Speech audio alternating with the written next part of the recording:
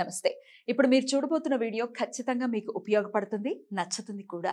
మరి మీకు నచ్చిన విషయం నాకు తెలియాలి అంటే ఈ వీడియోని మీరు లైక్ చేయాలి, షేర్ చేయాలి, అలాగే మన ఛానల్‌ని సబ్స్క్రైబ్ చేయాలి. మీ సపోర్ట్‌ని నాకు అందిస్తారు కదా! ఓకే. ఇప్పుడు వీడియోని స్టార్ట్ చేద్దాం. నమస్తే.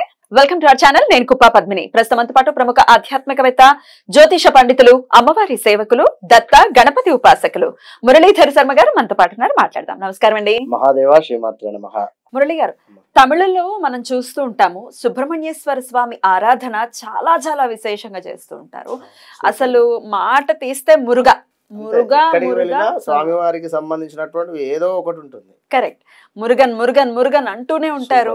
ఆయనకు చేసే ఆయన సేవలో వాళ్ళు ఫస్ట్ ప్లేస్ లో ఉన్నారు అనటంలో ఎటువంటి అతిశయోక్తి లేదు. చాలా చాలా చాలా బాగా కొలుస్తారు. ఈవెన్ అరుణాచలంలో కూడా రమణుల్ని మన సుబ్రహ్మణ్యేశ్వర స్వామిగానే చూస్తారు.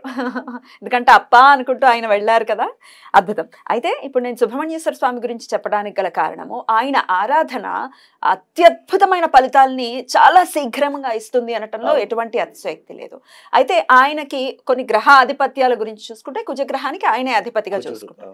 ఇక కుజుడు అసలు ఇవాళ రేపు ఎంత మంది అప్పుల్లో కూరుకుపోయి ఉన్నారు. లిటరల్లీ చెప్తూ ఉంటారు సుబ్రహ్మణ్యేశ్వర స్వామి ఆరాధన చేసుకోండి, అభిషేకం ఆరాధన నిత్యం ఆయనను తలుచుకోవటం చేసుకోండి, ఖచ్చితంగా మార్పు ఉంటుంది అని. అంటే చాలా ఇది తరుణోపాయం అనమాట. చాలా సులభంగా కూడా మనం ఆల్రెడీ ఆర్థిక పరమైన ఇబ్బందుల్లో ఉంటూ మళ్ళీ డబ్బులు వెచ్చించి మనం ఎలాంటి రెమెడీస్ చేయలేం. కానీ ఆరాధనతో ఎలా సమస్యను అధిగమించవచ్చు అంటే దానికి అద్భుతమైన సమాధానం సుబ్రహ్మణ్యేశ్వర స్వామి. అంతే. స్వామి గురించి ఏదైనా మీరు చెప్తే వినాలి. తప్పకుండా అమ్మ. సూపర్. సుబ్రహ్మణ్యేశ్వర స్వామి అంటే అసలు ఆ పేరులోనే అద్భుతమైనటువంటి వైబ్రేషన్. అదే విధంగా స్వామివారికి అభిషేకం చేసిన అయితే కొందరు అభిషేకం చేసేటువంటి వీలు లేదని కానీ మరికొందరు మా వద్ద దేవాలయం లేదు అనేటువంటిది కానీ లేదా చాలా విధాలుగా కూడా వాళ్ళు ఇబ్బంది పడుతూ ఉంటారు. కానీ సుబ్రహ్మణ్యుడికి దగ్గర అవ్వడం కూడా చాలా అదొక సుకృతం ఉండాలి. అంత ఈజీగా ఆయనకి దగ్గర అవ్వడం అనేది జరగదు కదా. 100% నిజంగా మీరు అన్నది. ఎందుకంటే మనం ఎంత ప్రయత్నం చేసినా కూడా కొన్ని సందర్భాలలో అసలు పోలేము. అన్ఎక్స్పెక్టెడ్ గా ఏదో వెళ్ళేటువంటి సందర్భంలో తన దర్శనం కానీ లేదా అక్కడ దేవాలయం ఉండడం కానీ అక్కడ ఏదో జరగడం కానీ నేనైతే చాలా సార్లు మీరు అన్నది వాస్తవం. 100% నాకు కూడా ఉన్నాయి అట్లాంటి ఎక్స్పీరియన్సెస్. అక్కడ ఇప్పుడు మన హైదరాబాద్ అదృష్టం చేసుకుంది, స్కందగిరిలో స్వామి కొలువుదీరు ఉన్నారు. అక్కడ దాకా వెళ్ళి ఆయనను దర్శించుకున్నటువంటి రోజులు ఎన్నెన్నో. అప్పుడు మనసుకి బాగా బాధ అనిపిస్తుంది. ఓహో, స్వామి కృప అంత ఆషామాషి విషయం కాదు, కుజుడు అనుగ్రహం కూడా ఉండాలి ఆయనను దర్శించుకోవాలంటే. అన్ని ఇంటర్లింక్డ్. అందుకనే అన్నాను అన్నమాట. కుజదోషము కూడా ఉండేటువంటి వారు వాస్తవానికి కుజునికి అధిపతి మనకు సుబ్రహ్మణ్యేశ్వర స్వామి కనుక ఎవరైనా కుజదోషం ఉండేటువంటి వారు తప్పకుండా స్వామివారి దర్శనాలు కానీ స్వామివారికి సేవ చేసుకోవడం కానీ స్వామివారు అంటేనే వీరికి ఒక ఎట్లా అంటే అసలు ఒక ఫీల్ వేరే అయిపోవాలి. సుబ్రహ్మణ్యేశ్వర స్వామి అనగానే అక్కడ విగ్రహం ఉంది అన్నా లేదా అక్కడ దేవాలయం ఉంది అన్నా ఏదైనా కానీ ఏదైనా కూడా నేను చెప్పేది అద్భుతమైనటువంటి రెమెడీ ఇప్పటి వరకు ఎవరు చెప్పలేదు అని చెప్పి నేను చెప్తున్నాను. ఎందుకంటే కేవలము నేను నా కళ్ళారా చూశాను. ఒక వద్ద చూశాను అంటే అది కూడా ఒక బ్రాహ్మణుల ఇంట్లో చక్కగా కూడా వారి ఇంట్లో నేను ఒకసారి అంటే వారి మొన్ననే అంత రీసెంట్గా 1 వీక్ కూడా కాలేదు, ఇదే ఫిబ్రవరిలో ఫస్ట్ వీక్ లోపే వెళ్ళాను. అంటే వారి ఇంట్లో ఒకరికి హెల్త్ బాగా లేదు, కాస్త నెగిటివిటీ ఎక్కువగా కూడా ఉంది అనేటువంటి సందర్భం కానీ ఆ విషయంగా ఉంది అనేటువంటి విషయం మీద నుండి వెళ్ళడం జరిగింది. ఏవో కళలు రావడం కానీ ఎవరో నెత్తి మీద చెయ్యి వేసి పిలిచినట్టు ఆలాపన కానీ తరచూ కూడా కారు యాక్సిడెంట్స్కి గురవుతుంది అనేటువంటి మాట కానీ ఇవన్నీ కూడా విన్న తర్వాత సరే పర్వాలేదు నేను వస్తానండి ఒకసారి అయితే అని చెప్పా. వారికి అప్పటికప్పుడు ఇప్పుడైతే రాలేను, 1 డే రేపు లేదా ఎల్లుండి అని చెప్పి వారికి అప్పటికప్పుడు ఒక పరిహారం చెప్పడం జరిగింది. అది చేసుకున్నారు. దాని తర్వాత మాట్లాడి ఎలా ఉందంటే ఒక 50% నయం ఉంది అని చెప్పారు. కొన్ని వస్తువులు ఇవ్వడం జరిగింది. మీరు ఈ వీటితోని దీపారాధన చేయండి, ఈ టైంలో చేయండి, ఇప్పుడు చేయండి, దీని తర్వాత ఇవి ఇక్కడ వేసేయండి పారేయండి అని చెప్పడం జరిగింది. తర్వాత నేను వెళ్ళాను. వాస్తవానికి బాగానే ఉంది ఇంట్లో. వీరి ఆలోచన విధానం అందులో ఒకరు ఏలినాడు శనిలో ఉన్నారు. చాలా వీడియోలో కూడా చెప్పడం జరిగింది. ఏలినాడు శనిలో అసలు ఏదో ఇబ్బందులు ఉంటుందని. ఏలినాడు శనిలో వాళ్ళ కూతురు ఉంది, ఏలినాడు శనిలో వాళ్ళ అమ్మగారు ఉన్నారు, ఏలినాడు శనిలో వాళ్ళ తండ్రి గారు ఉన్నారు. ఒకటే ఇంటిలో ముగ్గురు కూడా. వారి కొడుకు వచ్చేసి వివాహమైంది, తన భార్యను తీసుకొని బయటికి వెళ్ళిపోయాడు. వీరు ముగ్గురే ఉండడం జరిగింది. ముగ్గురికి కూడా తరచూ ఏదో ఒకటి అవ్వడం జరుగుతుంది.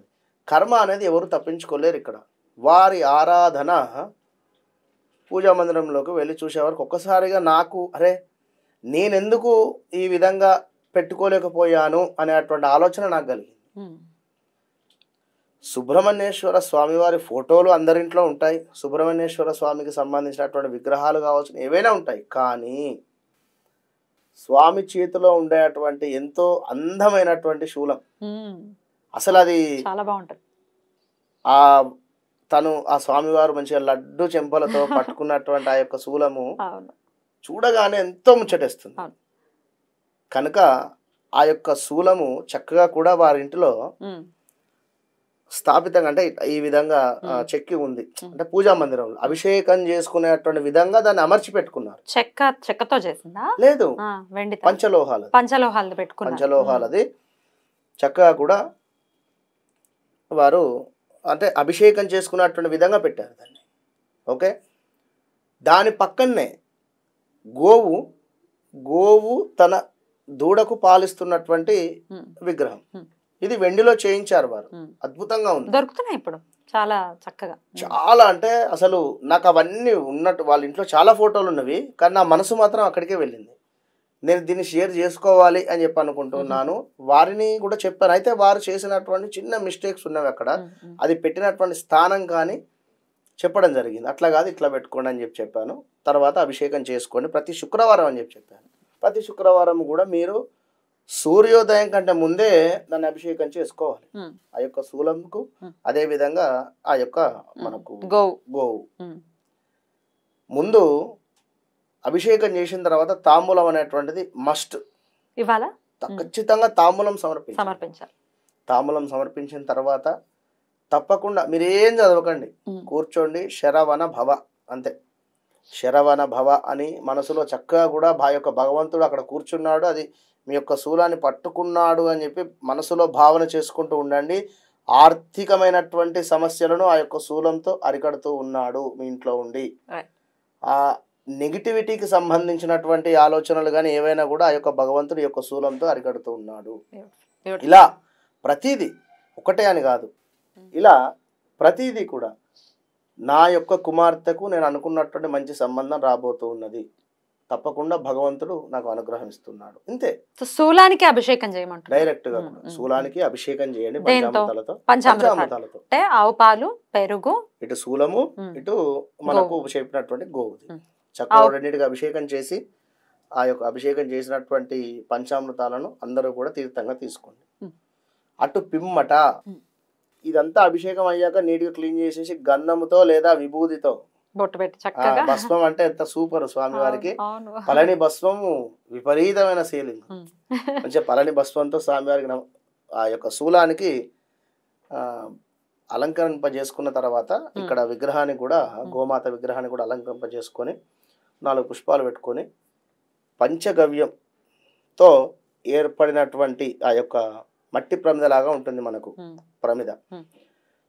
అందులో చక్కగా కూడా మంచి నెయ్యి చక్కగా కూడా పోసి 3 వత్తులు వేసి దీపారాధన చేసుకోండి. ఇలా శుక్రవారం చేయమంటారు. ఆర్థిక బాధలు ఎందుకు పోవో చూస్తాను అంటారా? 100% ఆ స్వామి మీ ఇంట్లో కూర్చొని మరి ఆ యొక్క శూలంతో తీసిపారేస్తారు. తప్పకుండా. ఇలా అంటే నాకు అనిపించింది, అది షేర్ చేసుకోవడం జరిగింది. తప్పకుండా బాగుంటుంది ఖచ్చితంగా కూడా.